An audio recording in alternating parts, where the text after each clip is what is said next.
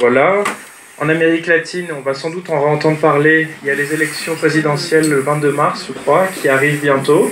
Donc il y a toute une contre-révolution qui est en train de se mettre en place au niveau de tous les gouvernements conservateurs de la région, avec Michel Temer au Brésil, le Pérou et la Colombie qui sont très actifs et qui massent des masses militaires aux frontières du Venezuela, avec des menaces d'intimidation qui appuient l'opposition prétendument démocratique à Maduro, qui refuse de participer aux élections. À suivre. Et sur les États-Unis, il y a eu une nouvelle tuerie dans une école, une de plus, où il y a à peu près une vingtaine de collégiens qui ont été abattus par un fou furieux. Et aujourd'hui, je ne sais pas si vous avez vu, Trump a eu la délicatesse de proposer devant les familles des victimes qu'on arme les professeurs, puisque les professeurs seraient plus aptes de défendre les élèves, au motif que, comme il n'y avait pas de pistolet dans les écoles, c'était une no-gun zone. Alors du coup, les maniaques se disaient qu'ils allaient tirer là-bas parce qu'il n'y avait pas de répondant en face. Voilà.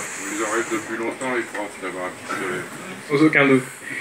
Et alors du coup, pour brièvement sur le national, parce que ça c'est peut-être des sujets que vous suivez plus, il y a eu la crise dans les prisons. Je ne sais pas vraiment comment ça s'est fini, je crois que pas vraiment sur un accord entre Belloubet et les syndicats de surveillants, sur en fait plus de droits pour les surveillants, moins de droits pour les prisonniers à peu près. On va peut-être en entendre parler parce qu'hier il y a eu une agression à Fleury-Mérogis et de nouveaux rassemblements des surveillants de prison. Sujet à traiter. Dans la continuité du mouvement qu'il y a eu sur les EHPAD, on a le plan de santé du gouvernement qui a été présenté la semaine dernière et qui reprend grossièrement dans les annonces les propositions de la Cour des comptes. Je vous invite à lire ce rapport, c'est un peu technique mais c'est assez effrayant. Ensuite on a Parcoursup. Je pense que le mouvement dans les lycées, dans les facs n'a pas trop pris, mais il y a des choses à surveiller, particulièrement les amendements qui sont en train d'être adoptés au Sénat, qui vont sans doute pouvoir permettre aux recteurs d'académie de fermer des... Il y a des manifs J'ai pas les dates des manifs. Il doit y en avoir, mais j'ai pas les dates. C'est 5 mars. Et donc, les recteurs d'académie vont pouvoir baisser le nombre de places, voire fermer certaines filières selon les perspectives de débouchés à la sortie, alors qu'actuellement c'est en fonction des débouchés réels. Enfin, vous avez dû entendre parler du rapport Spinetta qui propose une rénovation du rail, donc la fin du statut des cheminots, ça a déjà fait bondir les syndicats, et il y a une manif le 22. Le 22 mars. Oui. Et enfin, il faut, je pense, suivre la loi d'asile sur le droit à l'asile sur les migrants. Voilà, est-ce que je vous propose, j'ai d'autres points sur le nucléaire, je vous propose qu'on les garde pour la fin éventuellement pour se relancer sur la campagne sur le nucléaire. Oui, donc on parle de ce que vous voulez en fait. On va peut-être dire un mot sur les Kurdes. Oui, j'ai oublié sur la Syrie, oui, pardon. On va dire... le dire, je sais pas, tout le monde a suivi un petit peu ce qui se passe sur Afrin, l'armée turque est en train de monter franchir la frontière syrienne et qui est en train d'essayer de réduire la résistance des Kurdes, en sachant que les Kurdes, d'après ce que j'ai pu en lire, ils se sont organisés sur une base qui n'est pas ethnique. Il y a une pluridécité, il y a des gens de différentes ethnies qui s'organisent, ils essayent de faire une fédération. Bon bref, donc il y a une attaque d'Erdogan sérieuse sur cette partie. Il y a d'autres bandes, les bandes à la frontière où ils sont un peu plus frileux puisqu'il y a encore des troupes tantôt américaines, tantôt françaises. Donc je crois qu'il faut être très attentif à ça et soutenir ce qui s'y passe parce que les Kurdes ont quand même joué un rôle important dans le conflit avec Daesh qui n'est pas fini, hein, mais qui a eu lieu. Les Turcs, ça dit, oui, tout à fait. J'ai pas entendu j'ai un chiffre déjà. C'est un peu facile, quoi. C'est vrai.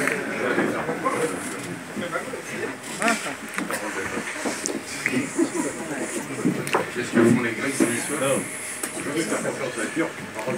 Ah bah oui, c'est vrai. Sur la ligne de cette information, Valais peut-être la peine d'avoir une discussion plus approfondie sur la Syrie, dans toutes ses composantes. Parce que comme soumis à un matraquage médiatique énorme.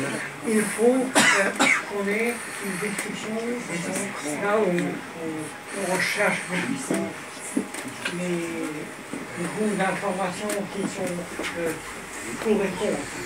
Par exemple, pourquoi est-ce que la Russie a fait entrer la question de Ghouta au Conseil de sécurité de l'ONU maintenant? C'est probablement parce qu'eux, ils ont une version différente que celle de la France actuellement.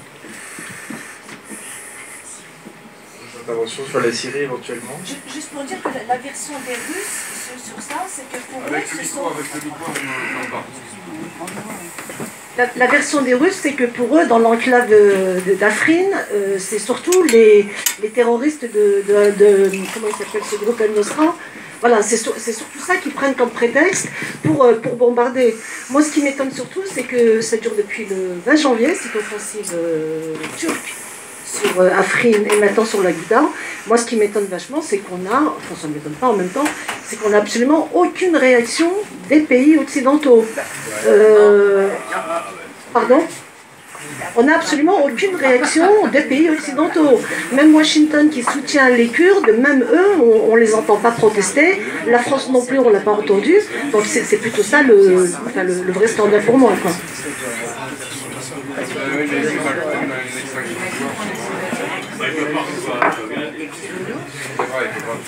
Ouais, il y a une chose dont on n'a pas parlé, c'est la position de la France, et en particulier l'ultimatum lancé par Macron, en disant que si le président Assad dépassait la ligne rouge en bombardant avec du phosphore la Ghouta, il se réservait la possibilité d'intervenir dans le conflit. Je ne suis pas sûr qu'un débat à l'Assemblée nationale suivrait cette position aujourd'hui. Et il y a lieu de s'interroger quelle sera la position de la France par rapport à ce que avait été décidé entre Hollande et Obama, qui était d'intervenir, et Obama n'est pas intervenu, nous ne sommes pas intervenus. Comment la France peut intervenir seule dans cette pétaudière si jamais comment s'appelle un conteneur de phosphore était lâché sur la Ghouta. Et on peut s'interroger sur la position de la France.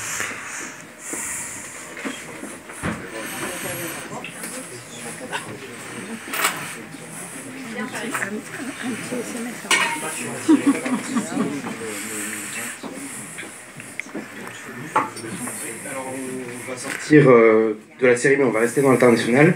Je ne sais pas si vous avez suivi, en début février, il y a eu ce qu'on appelle en jargon technique, en tout cas dans le terme des néolibéraux, une correction des marchés, notamment de Wall Street. Wall Street qui a perdu, en fait, qui a diminué de 2 fois 5%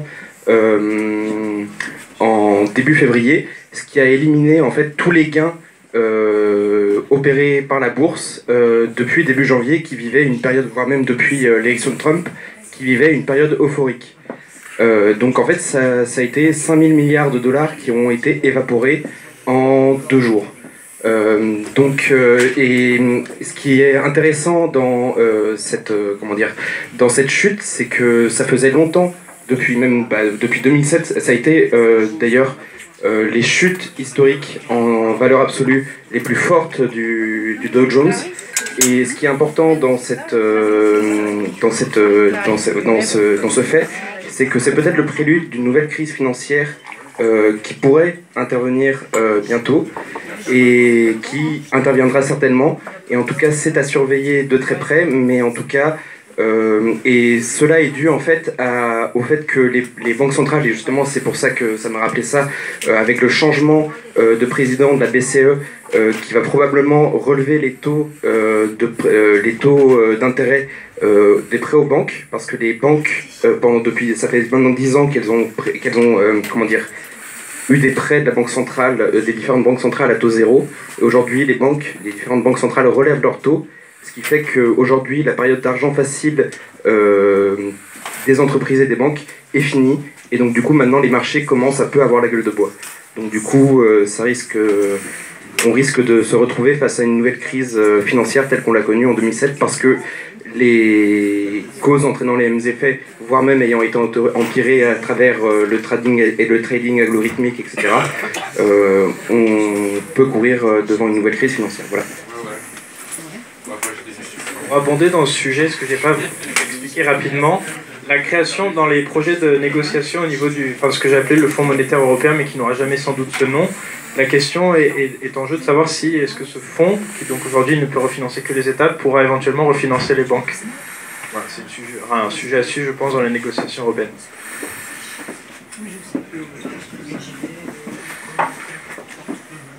Merci. Donc moi, je me présente, parce que je ne connais pas tout le monde, je m'appelle William, et je voulais vous parler en quelques minutes d'une initiative qu'on mène avec quelques copains et copines du 18e, qui sont des initiatives d'auto-organisation qu'on fait dans le nord du 18e. Donc du coup, désolé, on passe de Wall Street, le Kurdistan, au nord du 18e. On se rapproche un petit peu. Mais alors, je ne sais pas si beaucoup d'entre vous ont entendu parler de cette histoire d'auto-organisation, parce que ça fait quelques mois, depuis notre convention nationale à Clermont-Ferrand, que la France Insoumise a lancé un pôle sur l'auto-organisation. Et en 2 mots, pour vous décrire un petit peu l'idée de l'auto-organisation, c'est d'aller voir des habitants, plutôt des quartiers populaires, et comme son nom l'indique, de les aider à s'organiser pour mener des batailles sur des sujets qui touchent leur quotidien, qui touchent leur cadre de vie. Donc généralement, on est sur des sujets qui concernent l'école, le logement, la propreté du quartier, etc. Et donc, on a la chance dans le 18e d'être un peu précurseur, parce qu'on est les premiers, dès le mois de septembre, à avoir lancé des porte-à-porte dans les quartiers, donc près de Porte-Montmartre, Porte de Clignancourt, Porte de la Chapelle, pour aller discuter un petit peu avec les habitants. Et ça a plutôt marché. Alors je disais, on était pas mal à être investis dans cette initiative d'auto-organisation. Il y a quelques copains et copines qui sont là, qui ont frappé beaucoup de portes là, depuis la rentrée. Et ça a plutôt marché parce que moi je voulais vous parler en gros des 2 foyers de mobilisation qu'on a construits dans le nord du 18e. Il y a un premier foyer de mobilisation, ça concerne l'école. Plus précisément, c'est les écoles maternelles et primaires d'Orléac qui sont près de Porte-Montmartre, où en gros on a réalisé une action avec des parents d'élèves délégués sur un sujet de la dératisation de l'école. En gros, ça faisait 6 mois qu'il y a des souris qui traînaient dans l'école. Les parents d'élèves délégués avaient prévenu la mairie. On a récupéré des photos hallucinantes où on voit en gros des souris courir sur le plateau à la cantine des enfants. Mais sauf que ça fait 6 mois que la mairie, la municipalité, explique qu'ils n'y peuvent rien, que de toute façon, les services de dératisation sont embouteillés, qu'il va falloir attendre. Donc évidemment, vous imaginez beaucoup de colère du côté des parents d'élèves délégués. Et nous, ce qu'on leur a proposé, tout simplement, c'est de les aider à s'organiser. Donc on a lancé une pétition, on a fait une réunion avec eux, on les a aidés à monter une action et on a fait un petit rassemblement devant la mairie du 18e, là, Jules Geoffrin, qui était assez sympathique parce que on avait nos pancartes et nos banderoles qu'on avait fait avec les parents d'élèves délégués, et finalement expliquant aux passants que Éric Lejoindre, le maire de l'arrondissement, il laissait les gosses de l'école d'Orléac manger à la cantine avec des souris qui couraient sur leurs assiettes.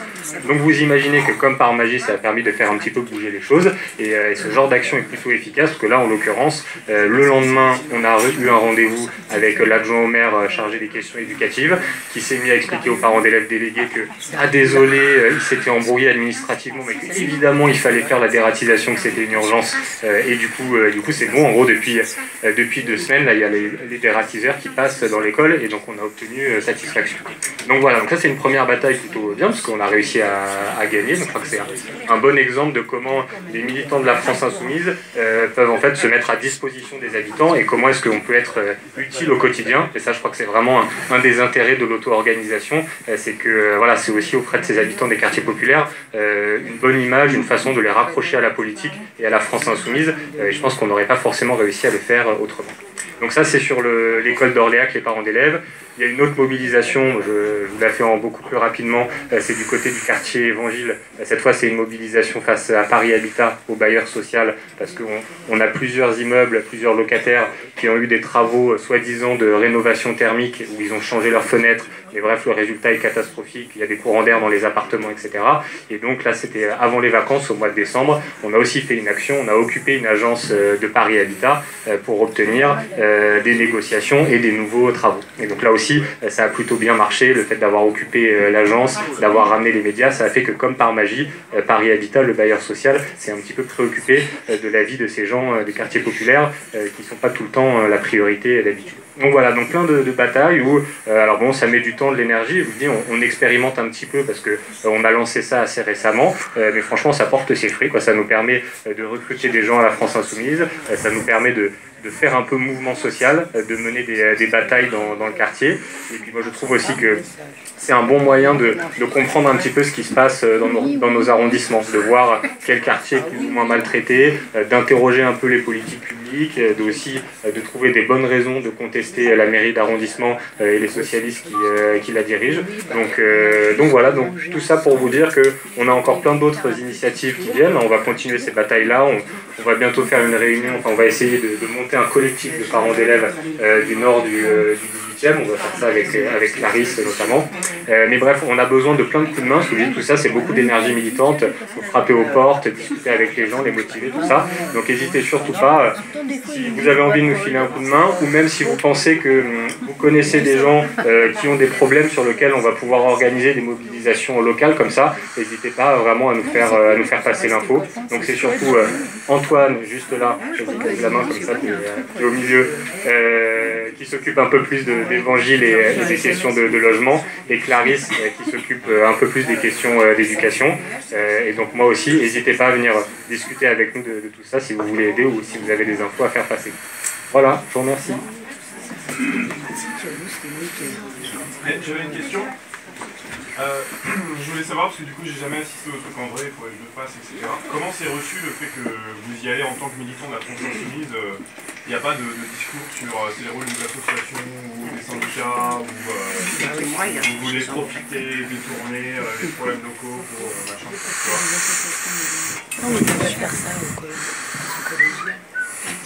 Pour te répondre rapidement, dans la première étape de contact avec les habitants, pas du tout. Parce que tu as des gens finalement qui sont à un tel niveau de défiance vis-à-vis du politique qu'ils ont intériorisé que le politique de toute façon ne s'occupait pas de leurs problèmes.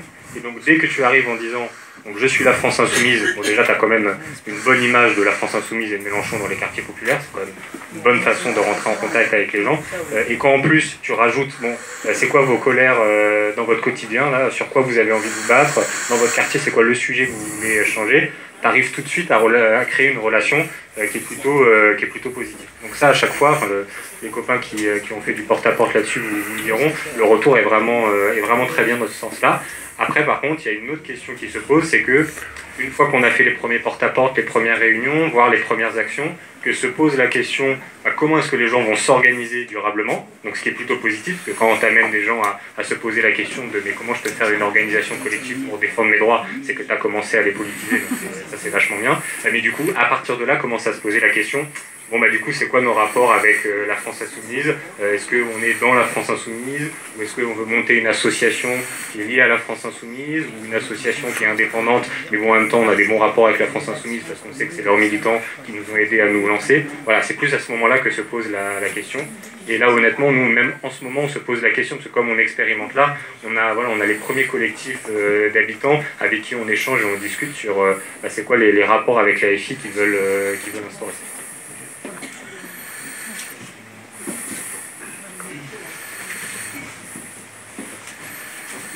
À vous.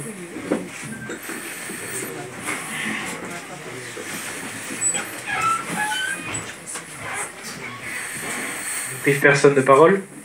Bon, on va passer à la suite alors.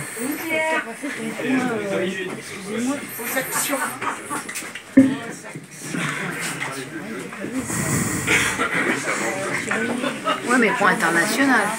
Et ton point national. Sur deux points d'actualité que j'ai laissé.